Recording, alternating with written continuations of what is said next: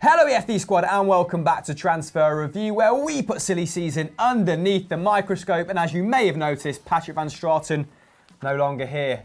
But we have FDFC's very own instead, Sam Obaseki, MVP for the seven-a-side team. Of course, you know that by now because you've checked out all the latest episodes on FDFC. Yeah, man. How are you? I'm good. It's daunting. Can't lie. Pato seat. It's kind of big boots to fill. You know It is. I hope I do It's your well. first episode, so Yeah. I want everyone to be kind to him. And, you know, you're really pulling on my heartstrings with this little furry poo-coloured number. Thanks, That's man. like Present. 2 ticks for me. So, do we rate Sam's jumper? Let us know in the poll just above. But let's see how we rate these transfers. The first one is Morata to Atletico Madrid / Sevilla. Yes. Can he get out of his blues? Well, the 26-year-old Spanish striker Alvaro Morata continues with Chelsea keen to offload the forward on loan to free up funds to sign a replacement, with Atletico Madrid and Sevilla as the key destinations. Not the key destinations, the likely destinations. You can tell I'm nervous, but it's fine. Let me go to the next point. The Guardian claims that Sarri is keen to shed Morata's $140,000 per week salary in order to land Higuain or Bournemouth's Callum Wilson for £50 million. 50 million on Callum Wilson. I mean, I like him, but perhaps not. I also don't think much to a loan deal for Higuain, short-termism. But he did work you know. well with him at Napoli, so Yeah. that might be a... 3 years ago and 2 stone ago. Yeah, that's true. But Sevilla were favourites to sign the 27-cap Spaniard, with the team willing to pay the entirety of his wages. But Director of Football Joaquin Caporo, I hope I did that justice, has still admitted completing the deal will be very, very complicated.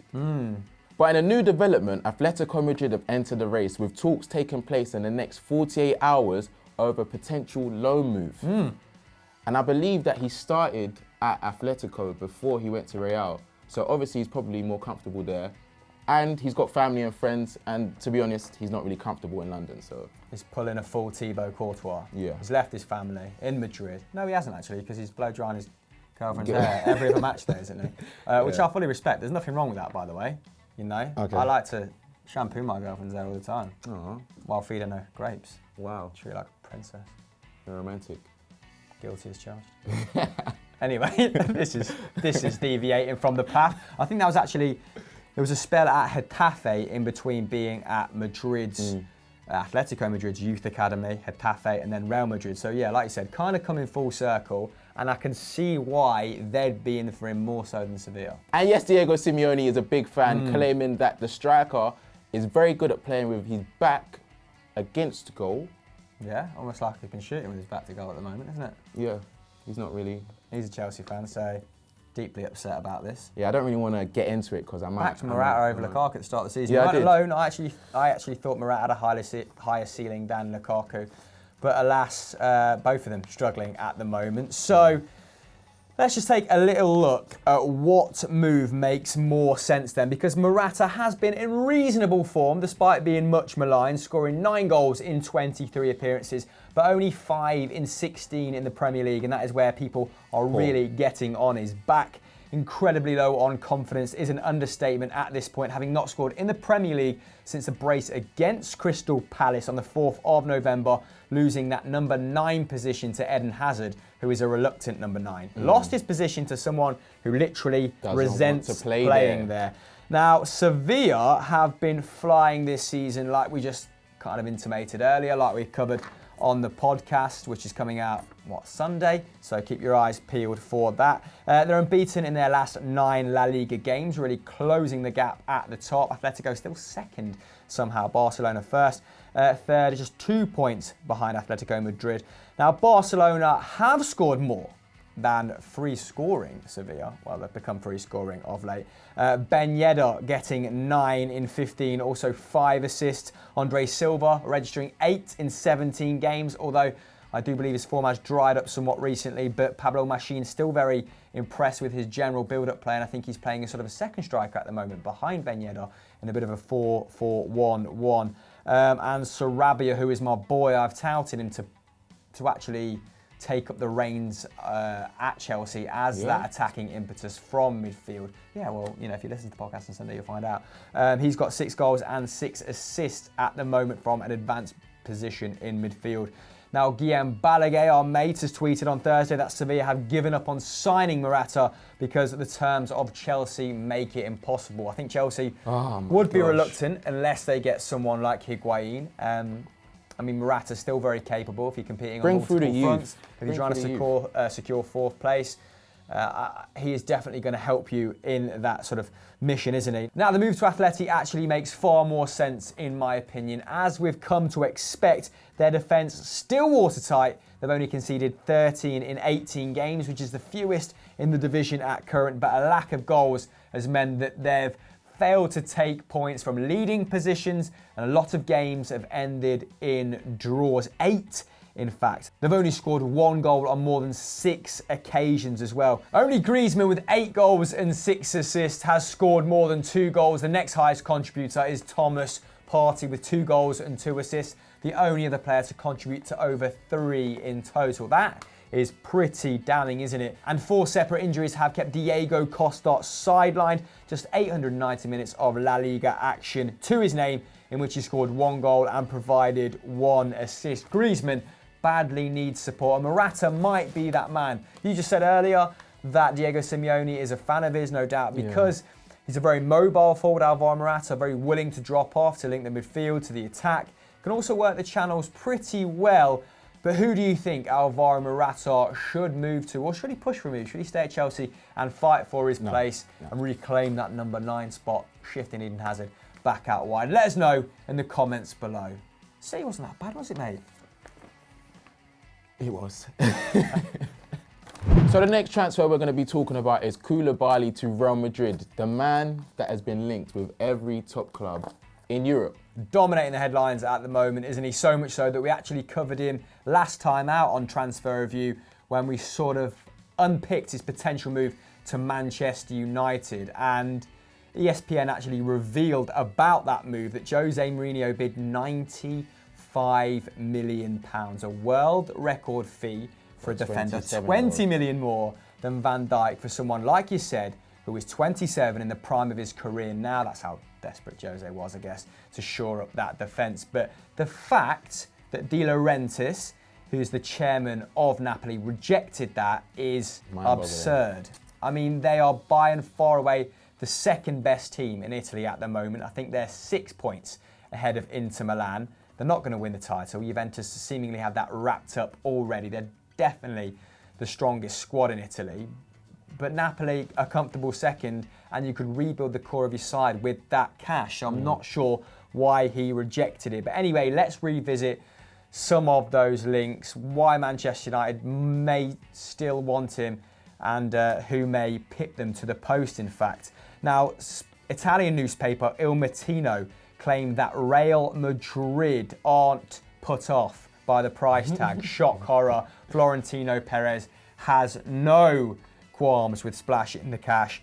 The paper actually claims that the Spanish Giants are preparing a bid of around £90 million to test the Neapolitans' resolve yet again. Ole Gunnar Solskjaer, apparently he's been given 50 mil as caretaker manager, which is still a sizable amount. So I would discount United from this race at current. And Lindelof is playing well. He's improved.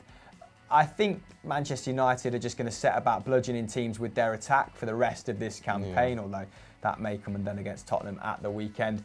And potentially, I think these sort of moves are going to be left for a permanent manager, for Pochettino when he comes in, maybe. Anyway, it seems highly unlikely that De Laurentiis would accept a bid of 90 million after rejecting 95 3 weeks ago. Especially, I mean, they do have to cement second place. They are still competing in Europe, aren't they, despite being in the Europa League now. I think they're up against Zurich in a round of 32. But for that kind of money, you've got to let him go, De Laurentiis. You have to. But at the same time, if they let him go now, who are they going to get in the short term? Because obviously, if it happens in summer, then they've got a few weeks. But in January, that's a bit... I mean, I suppose they are a little bit short of defensive options. However, 90 mil. 90 mil. Just go and get someone out of Torino. Their defensive numbers are pretty sound. Go and get someone out of Eibar, also performing way above expected goals in terms of defence. So there we have it. Get on to those boys. De Laurentiis, give me a call. I'll recommend the centre back, and I'll save you 80, 75 mil. So do you want to take over? Well, I've got a few. I was waiting that whole time for him to take over. Oh, damn, I'm so sorry.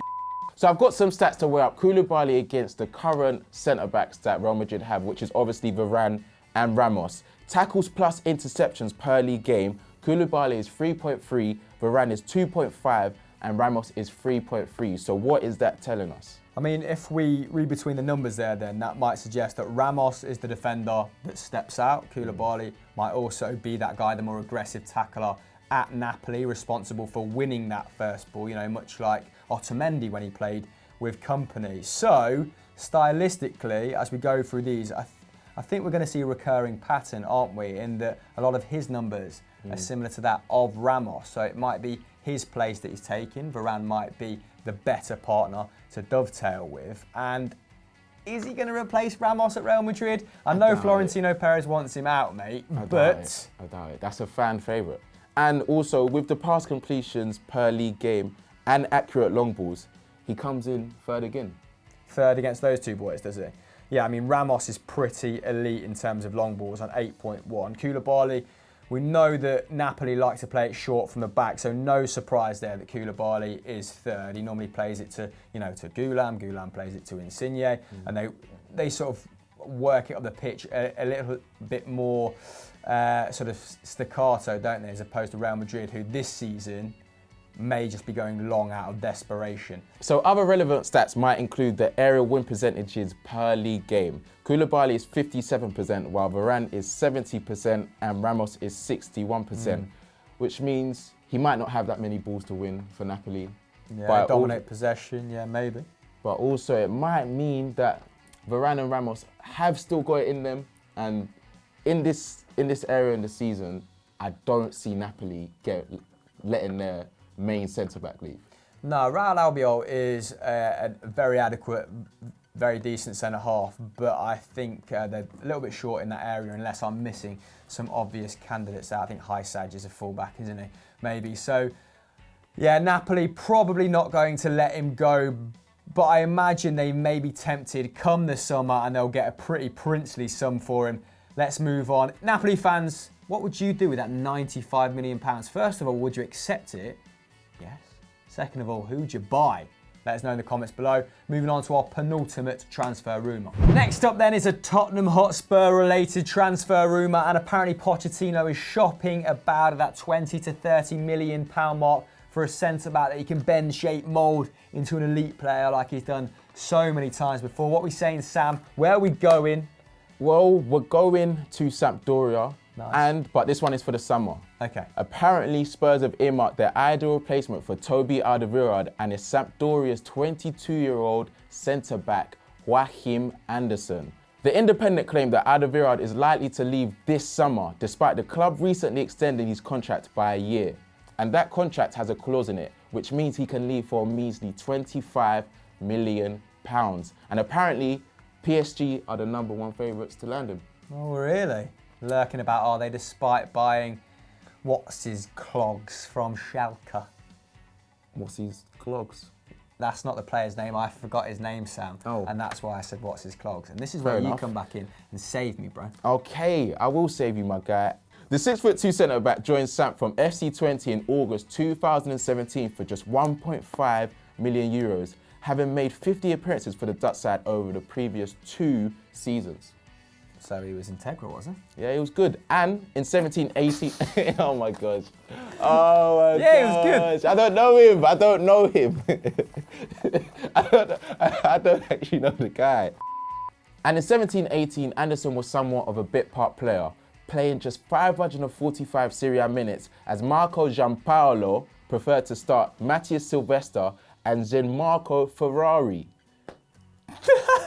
You like the way I did that? Ferrari. Just to 'cause, clarify. But yeah. I like that. But since 33-year-old Matthias Silvestre was released on a free, Anderson has stepped up into his shoes with spectacular results. A bit like you and Van Straten. Results, different results. What? You know, stepped into his shoes. You've stepped into Van Straten's shoes. I'm gone, man. Yeah, I know, yeah. It's cool. all hot, the lights and Right, that, man. yeah, They're moving all crazy and that. different looking down the barrel of the gun, isn't it? Yeah. Boom. Now, only goalkeeper Emil Adero has played more for Sampdoria this season. Anderson clocking up 1,620 minutes in 18-19, missing just one league game, with the side currently sitting 7th, 3 points off Lazio in 4th. It's hotting up for the European places in Serie A. Now, he's averaging a fairly average 2.3 tackles and interceptions at current, but it's when he's got the ball that he really stands out, and that might be why people have penned him down as a like-for-like with Alvaro, because his strengths do lie in distribution, don't they? Now, Anderson averages 64 passes a game. That's the most in the Samp squad, with a massive 90% pass completion rate. So a bit of a metronome, can be trusted to distribute the ball out from the back. I wonder how many deep progressions he's got. That's a stat that is really good, you know. And XG build-up. The stats that I've just read out, they're the 16th best in Serie A, 8th best for centre-backs, and better than Koulibaly and Bonucci. So he's in good company there. He's also completing 5.4 long balls a game, which is around the same that Toby was averaging last year in the Premier League. I believe that was a little bit down on the year before when it was closer to 7. But again, that is the most at Sampdoria, even more than the goalkeepers. And goalkeepers normally dominate the top 10 in the league. The only non-goalkeeper last year to be in the top 10 for long balls was, in fact, yes, it was Raul Albiol from Napoli. But again, 5.4 long balls is better than Chiellini and better than Koulibaly. Now, he's also pretty solid in the air with a 60% aerial duel success rate. The Tongas is around 65. He's normally Spurs' chief when it comes to winning headers. Odegaard way down on 53% and Sanchez on 43%. Pochettino, you know what? In Poch we trust when it comes to defensive targets. Who'd have thought that, you know, he turned Trippier into an elite fullback. Ben Davies, that Davinson Sanchez would have had the first season that he did have. I mean, subsequently fallen off a bit of a cliff, but I'm backing him to come right back into it. But apparently, go on. I saw something earlier which said United are now in for Joachim Anderson. So it's going to be... for Hakim. So it's going to be interesting. Obviously, they need a centre-back. They got more money. So... I actually think Manchester United are probably shopping with loftier ambitions, though. I think they probably need a big hitter. When they shopped around at that 20 to 30 million pound price bracket, they brought in Lindelof, and he wasn't ready for, 6-8 months, according to Jose Mourinho. So they're probably out there for a proven entity, let's say, and, you know, point proven with the fact they've been 95 million for Koulibaly, that we referenced earlier. But guys, Serie A fans in particular, do you rate Joachim Anderson? Let us know in the comments below. On to our transfer shocker. We're getting there, Sam. We're getting there. Good debut, solid debut. So our transfer... I'm just trying to keep my energy high because I'm finished right now. Vibes. All right, cool. Nothing but positive vibes. Come on. So our transfer shocker for this week is Christian Eriksen to Real Madrid. Yes, right you are, sir, and well done, you know, for getting to the end. I'm proud of you. Thanks, man. Now, we've actually mooted this move quite a few times, and we've said this is the move that Real Madrid should really make. He ticks multiple boxes, although, you know, so does Isco, but Solari clearly doesn't like Isco. However, this qualifies for our transfer shocker this week because of the money being bandied about, because of the demands that Daniel Levy is putting out there in terms of having a bid accepted. So Real Madrid, according to AS, have prepared a bid for £100 million. This is a guy who's only got 18 months left on his contract. He's not indicated he's going to sign an extension. You might say that's a fair price. Okay, however, Levy has said, I want a world record bid if I'm going to consider my second most influential player, let's say, leaving White Hart Lane. And that currently stands at £225 million. Crazy. Which is 1/3 of their new stadium spend so far. I'm sure he'd like to recoup some of that excess spend, but 225 is fairly ridiculous. Real Madrid, I mean, Florentino Perez, writes blank checks, but he might think twice about this one.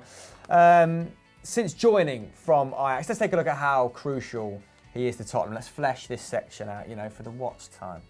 I feel you. I think you're right. So since joining from Ajax for £11 million in August 2013, Eriksen scored 45 and assisted 55 goals in 189 Premier League appearances. That's a goal involvement every 0.5 games. Now, to give you some comparison, Steven Gerrard averaging a goal involvement across his Premier League career every 0.4 league games, Lampard every 0.45, and David Silva every 0.5. So it maybe goes a little bit underrated at the sheer quality and quantity of this guy's output. He's just a behemoth in centre midfield for them, isn't he? And this season, he's maintained his fantastic form. 6 goals and 8 assists despite a slow start in 23 League and Champions League games. 3 shots per 90, which is actually more than Morata at current. Yeah, well, that's easy. I mean, yeah, it's probably not shocked anyone at all. 2.9 key passes, that's the most in the Spurs squad, and only Kane and Son have been involved in have scored more league goals, not been involved in. No one has provided more assists. You can see why Madrid would want 100%. but not for 225 now. Yeah, that's a bit nuts. He is easily Spurs' top 3 players, if you're saying it. And to be fair, I can see why, like you said, Madrid won him. They've had a disastrous 18-19 season. They've lost 6 of their 18 league games, as many as the entirety of 17-18, to leave them 10 points behind Barcelona in 5th. And their main problem is goals. They've scored 24 fewer than Barcelona already. So currently Benzema is their top goal scorer with 7 league goals, then Bale and Ramos with 4 each, and Marcelo has scored 2, and then no one else has scored more than 1. Only Bale and Benzema, of players to have played over 500 minutes, are averaging more than 2 shots per game. Disgusting. And only